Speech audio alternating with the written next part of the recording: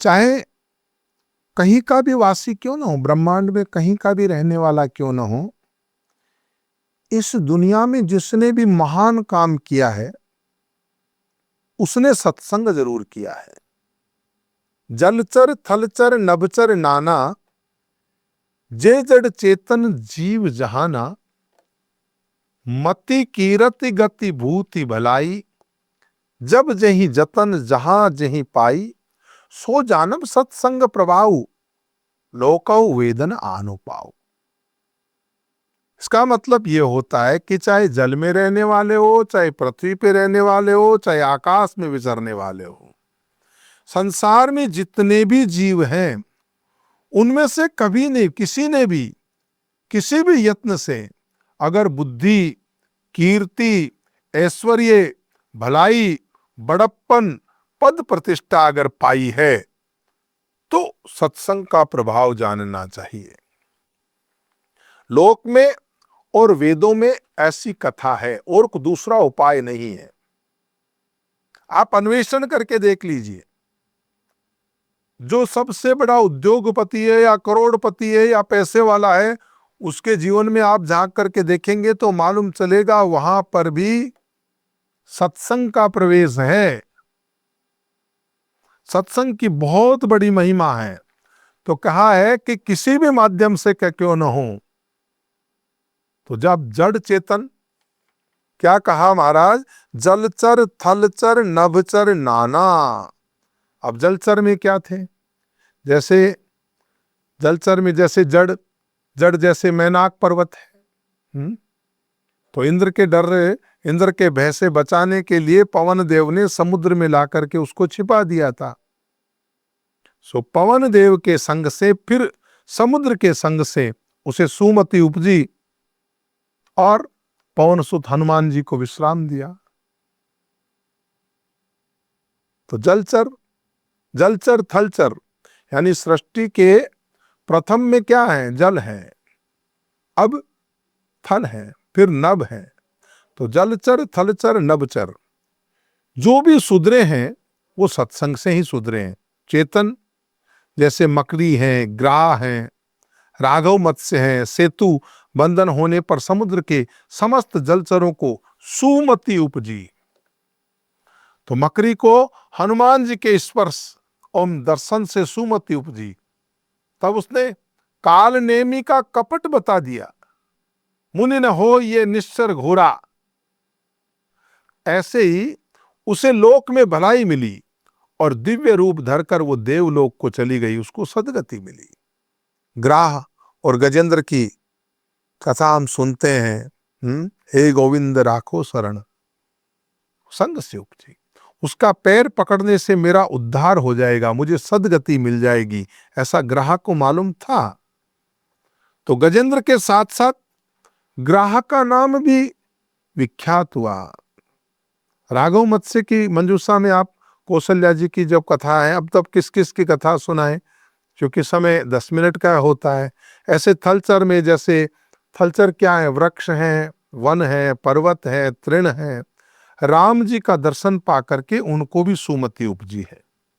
राम जी और राम जी को भक्तों में जो लगे हुए हैं उनको संग से उन सब को कीर्ति मिली है। मति मिलो चाहे जीवन में कीर्ति मिलो, ये सब सत्संग के प्रभाव से मिलती है। चेतन लोग, सबरी, कौन कौन ब्राह्मण है भाई, है सबर लोग कहते हैं, भीलों में भी उनको अधम माना जाता है। भीलों में भी सबर, सबरी, कोल, किरात, भील, पशु, वानर, विविक्षण, सुख। तो सबरी को मतंग ऋषि का संग मिला, सत्संग मिला, तो राम जी के दर्शन हुए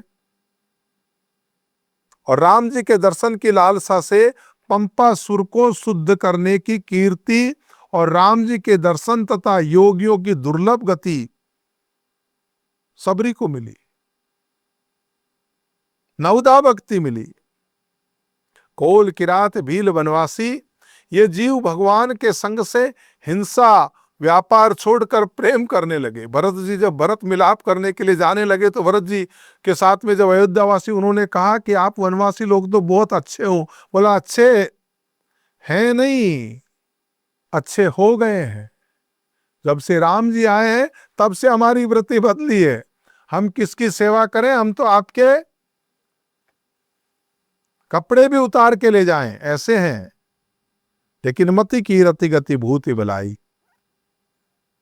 जड़ चेतन जलचर थलचर नभचर का विशेषण मानकर उपयुक्त भाव उदाहरण जो अपन ने दिया है, तो उसमें कहना यही है कि भाई जीवन में कोई भी बढ़ा है। और अभी भी आपको कहता हूं, आप कितना ही बड़ा अफसर देख लो, कितना ही बड़ा आप कोई उद्योगपति देख लें, कितना ही बड़ा सत्संगी व्यक्ति देख लें, सत्संग ही एक वो साधन है जिसके माध्यम से वो यहां तक पहुंचे हैं।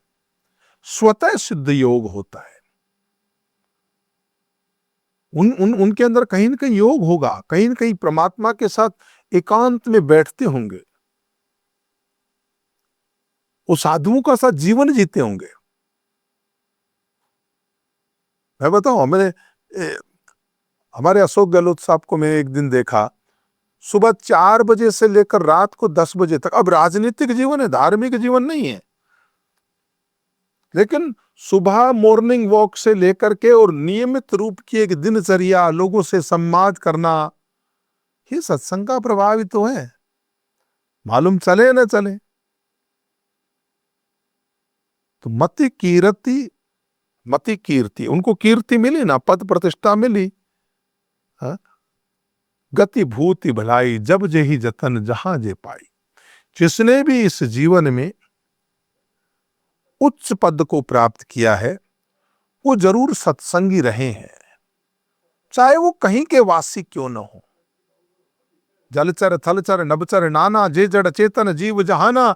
मति कीरति गति भूति भलाई, जब जेहि जतन जहां जे पाई। सो जानब सत्संग प्रभाव, वो जानते हैं कि सत्संग का प्रभाव क्या होता है। इसलिए वो लोग कुछ भी और कहीं खर्च हो न हो, अपने घर में सत्संग जरूर कराते हैं। और जिसके घर में सत्संग का आयोजन होता है, उसका परिवार कुसंग से बचता है। कुसंग का संग बर्बाद कर देगा और सत्संग आबाद कर देगा। कैसी सुंदर व्यवस्था है। और सत्संग के माध्यम से ज्ञान, वैराग्य और भक्ति तीनों का प्रादुर्भाव हो। सत्संग का मतलब केवल मनोरंजन नहीं। श्रीमद् भागवत कथा की बात लोग करते हैं, लेकिन आप देखिए भागवत कथा में आत्मज्ञान का कंटेंट तो, तत्व के ऊपर तो 10% चर्चा नहीं होती। जो गूढ़ार्थ है उसके ऊपर चर्चा नहीं होती।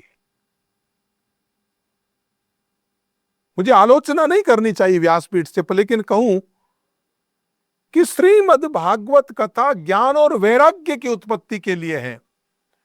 जो भक्ति के पुत्र हैं और बूढ़े हो गए हैं, लेकिन यहां भी भक्ति को ही जागृत कर रहे हैं, तो भक्ति तो पहले से ही जवान है।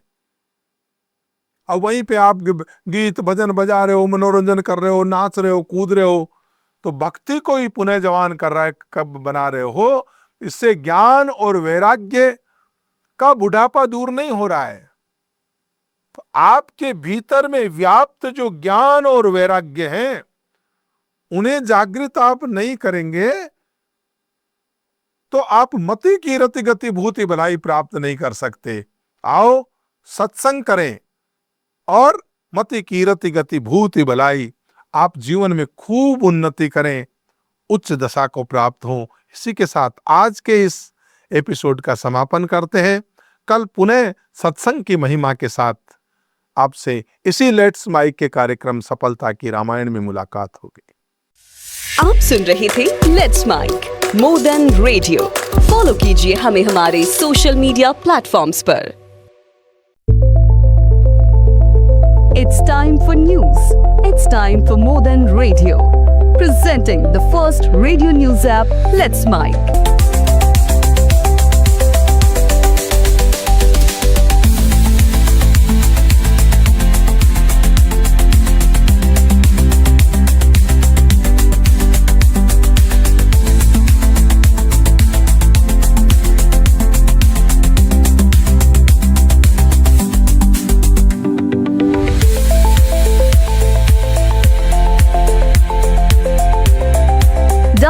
app now from Play Store. Available both on Android and iOS mobile phones.